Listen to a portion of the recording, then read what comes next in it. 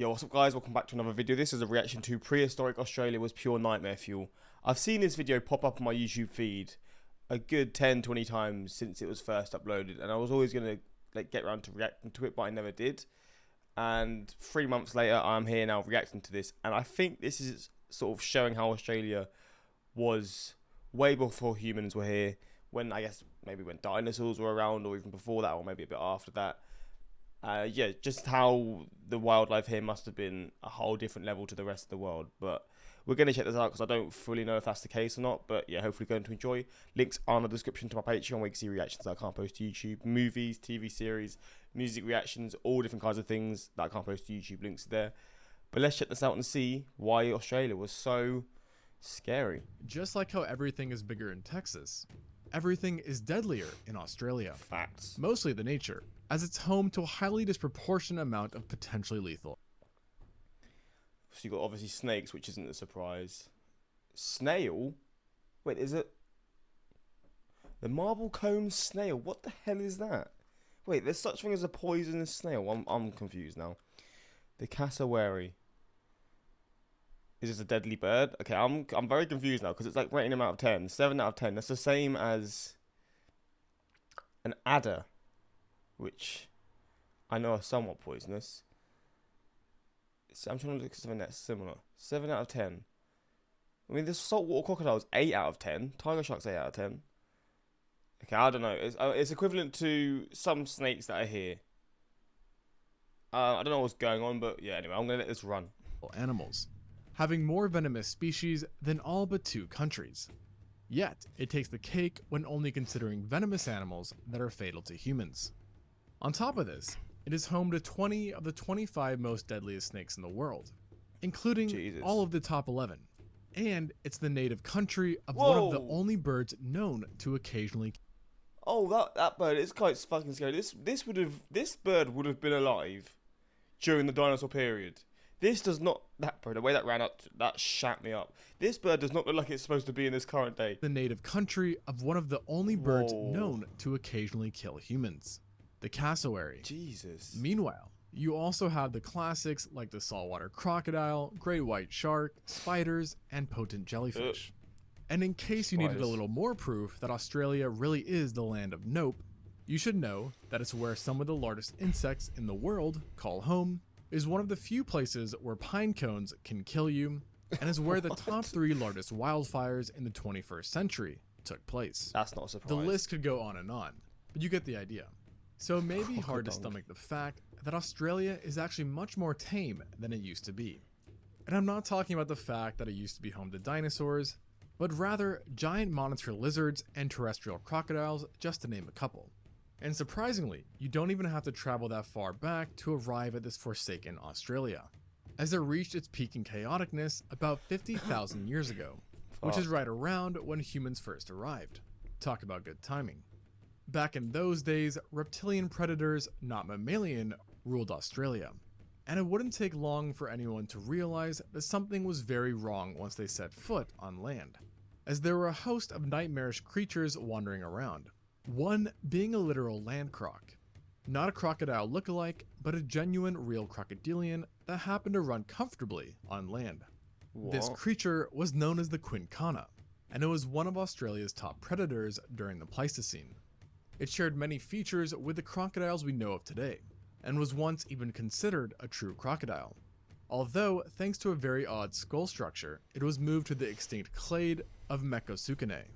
Along with the odd skull, paleontologists also noticed that it had some strange legs as well, that were very long for a crocodilian, allowing it to keep its body clear of terrain and potentially sprint. This has led to it being considered a terrestrial predator, with further evidence coming from its hoof-like toes and flat tail, which wasn't designed for swimming. Unfortunately for all land dwellers, the quincana was also no small critter, with most adults measuring 3 meters or 10 feet, and weighing 200 kilograms or 440 pounds, making it nearly identical in weight to a medium-sized American alligator. Not to worry though, as there were larger individuals as well, with one specimen reaching 6 meters or 20. That looks wild, man. Imagine seeing that current day. You would be absolutely shitting yourself. Feet in length. At this size, it had no problem taking down mammals, including an unlucky human from time to time.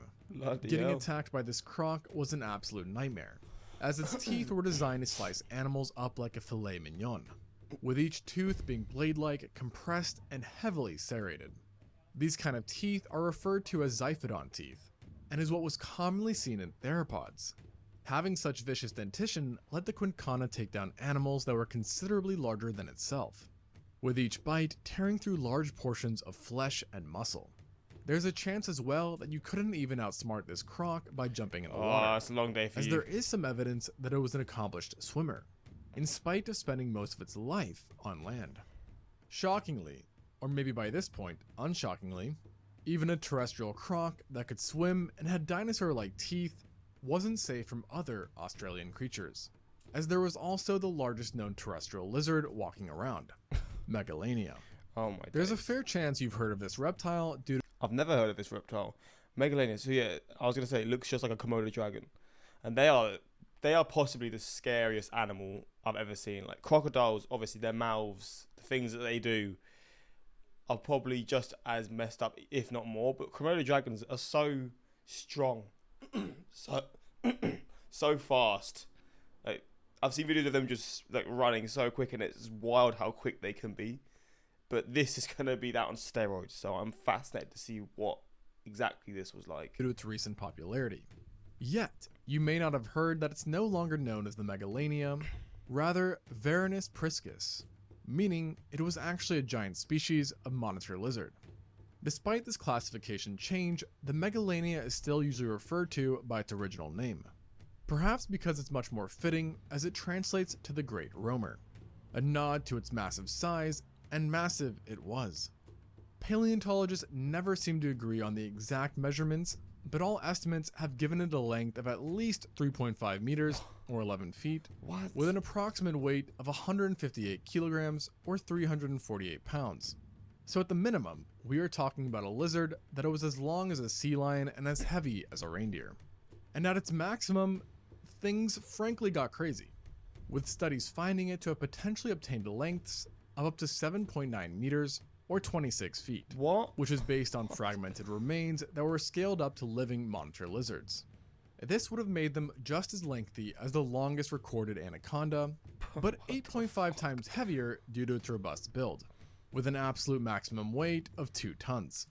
However, for the most part, large Megalania were probably no more than 575 kilograms or 1,200 pounds. Although it wasn't only a giant, as like living monitor lizards, the Megalania possessed razor-sharp teeth that were fairly long and recurved, granting extra grip while holding onto prey. The Megalania is further thought to have used its tremendously powerful legs and sharp claws to bring down prey and foe alike. Naturally, in true Australian fashion, the Megalania might have been venomous as well due to its heritage, Of course it was. since all monitor lizards presently living are considered to be venomous.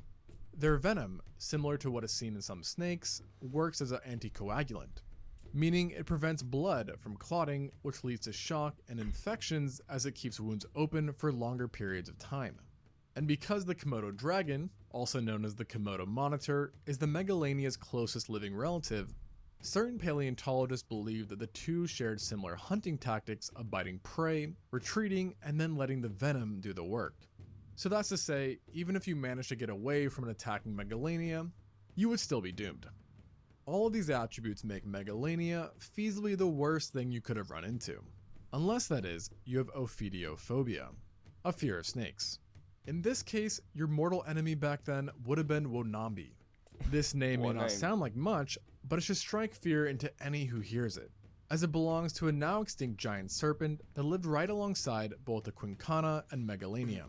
This snake is unlike any we know of today, for it belonged to a family of now extinct snakes known as the Matsoidae. Snakes from this family were primarily characterized by somewhat inflexible primitive jaws and giant sizes, with the Wonambi being one of the biggest. It didn't quite reach the length of the longest living snakes of today, but came awfully close, with the larger specimens having a length of 6 meters or 20 feet, equivalent to a large Burmese python.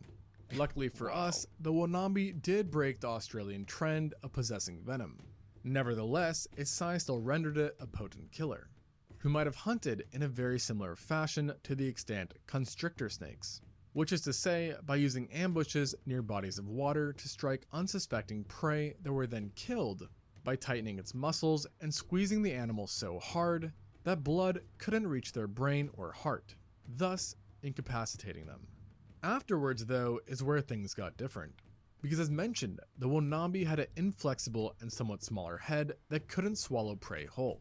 This may sound like a good thing for prey, but in reality, it just made the snake more nightmarish, as to make up for this inability, it would simply use its sharp teeth and powerful body to tear chunks off prey, sometimes even disemboweling them. Oh, lovely. Such an unpleasant way to go out may have been more common for early Australians than being preyed upon by the Megalania or Quincana, as one study found that in some indigenous populations today, snake attacks by constrictors are a common cause of death. By now, it would be reasonable for you to wonder how any mammal could survive living with so many reptilian horrors. And the answer is, the mammals were just as crazy, best exemplified by the Thylacoleo. This mammal is best known for its immense size, with adults being the largest known mammalian predators to ever live in Australia. On average, specimens were about the same size as a European wild boar, while the largest Thylacoleo were on par with fully matured female lions and tigers, with whom it also shared a few characteristics. Yet, this was no feline. Far from it, actually, as the Thylacoleo was really a marsupial mammal that is most closely related to the koala. And like the koala, it's thought that the Thylacoleo had a smaller brain. This is the funniest looking animal, man. A koala head on a, I don't want to say on a tiger or a lion's body, but it's looking a bit like a mixture, to be fair, but it's so funny. However, in its case, a smaller brain was a huge advantage, as it gave the skull more space for extremely dense muscles and wide sturdy bones. That ultimately led to the strongest bite, pound for pound, of any known mammal. Wow. It's been estimated that a medium-sized Thylacoleo was capable of biting with the same force as a lion 2.5 times its size, leading paleontologists to suspect that this marsupial was capable of taking down big-bodied prey that were 15 times heavier than itself, and it likely did so in an extremely unique fashion, thanks to its dentition, which consisted of large incisors that were similar to the elongated canines seen in other mammals. Wow. Furthermore, it boasted giant premolars that almost resembled flat blades. Together with its powerful muscles, these bizarre teeth worked wonders, killing animals by piercing deep into the flesh with the incisors, while the premolars severed the poor animal's windpipe, spinal cord, and arteries, causing all sorts of fatal problems. This mode of killing was so efficient that researchers think it took less than a minute for this marsupial lion to kill large prey, while the same task for an African lion can take up to 50. What the hell, lion fighting a hippo? I'm all here for that, man. Let's see this again. A lion to kill large prey. While the balls of this lion, man. You're trying to fight a damn hippo and eat it. The same task for an African lion can take up to 15 minutes or more. And for whatever reason, if its bite didn't do the trick, the Thylacoleo had lethal claws as well. On each of its front feet, there was a single large retractable claw that was attached to semi-opposable thumbs. This implied it can move these claws around with ease and dish out killing blows if needed. These additional weapons were also hooked, leading to the idea that Thylacoleo was a climber who possibly dragged kills up trees like leopards do.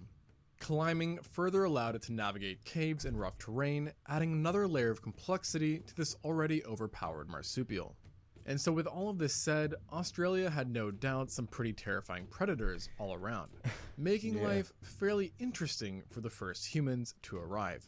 And for them, they wouldn't even be able to find peace around the herbivores, as in response to biological killing machines, the herbivores got pretty ferocious themselves. A good demonstration of this is the Diprotodon, an extinct marsupial whose closest living relative is the wombat. The two also did look in some ways similar, except unlike the wombat, the Diprotodon was massive, plausibly weighing up to 3.85 tons, which makes it equal in weight to a fully grown Asian elephant. Wow. This size gave it much needed durability and would have made hunting it a questionable endeavor, a task further discouraged by the presence of a surprisingly strong bite. The Diprotodon was strictly a vegetarian, but nonetheless, it still had a nasty bite that reached 11,000 newtons in force at the back molars, giving it more than enough power to technically break a human's femur. In addition to lovely. elephant-sized wombats, birds too were supersized in prehistoric Australia at the time. Something about big birds, man. Honestly, I just couldn't fathom how a big bird that eats meat, like, it's just you wouldn't want that at all. Birds now could be scary. Like, you look at an eagle and you're like, God damn, that, like, it's crazy to look at. It's incredible to look at, but at the same time, it's huge, and that has nothing on some of these sorts of these birds that were just probably 10 times the size, and would probably happily eat a human live, you know. Especially the Genyornis. Here we go. This ancient bird resembled the once widespread terror birds. However, it actually belonged to a separate family of flightless birds, known as the Dromornithidae, or thunderbirds. All members of this family, Genyornis included, are believed to have been herbivores despite their menacing appearances. Though, like many ancient Australian creatures, they did have size to help balance their defenses out. The Genyornis in particular routinely grew to heights taller than humans, with the average individual coming in at 2 meters or 6.5 feet. Moreover, this bird had giant robust bones that gave it durability and heftiness, resulting in it weighing a full quarter of a ton. And if its size wasn't enough of a deterrent, the Genyornis could always use its beak or sharp claws to ward off predators that got too close. By now, it should be obvious that ancient Australia was the last place you'd want to visit. And just to really drive it all home, remember that nearly every dangerous animal in Australia today was also still around back then. And that's not to mention other extinct animals which I didn't mention. Bro, what the hell is that? Including large turtles and additional extinct crocodilians like the Paludorex. What the fuck? And of course, nature itself was also harsh with extreme droughts being present. And yet, despite all of these odds, humans still survived in Australia. Crazy. In fact, not only did they survive, but they managed to thrive and dominate the lands, with evidence showing that they preyed upon multiple of the megafauna mentioned today, suggesting that maybe we were actually the scariest animals around during those times. Not much has changed then. I've just clocked there's a flipping spider. Speaking of Australia, mate, there's a spider just crawling up to my light. Oh God, I'm gonna have to sort that out later. What perfect timing is that? It was just crawling along here, and it just went up. Oh, that is not a bit of me, man. I hate spiders. But yeah, ancient Australia is not it, man. Scary place. Even now it's a scary place, but back then, I wouldn't want to imagine it. But yeah, hopefully you enjoyed this reaction, and until next time, like, subscribe, and peace.